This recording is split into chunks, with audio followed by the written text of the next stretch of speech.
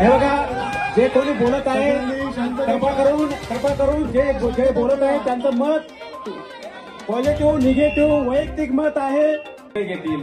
आपण इथे जे हजर आहोत त्या या हजर असलेल्या व्यक्तीने जे कोणी असतील त्यांनी आपला प्रश्न, अनेकाचे प्रश्न आहेत, अनेकाच्या समस्या आहेत, त्याच्याबद्दलचे अनेकाचे विचार आहेत ते मांडावेत.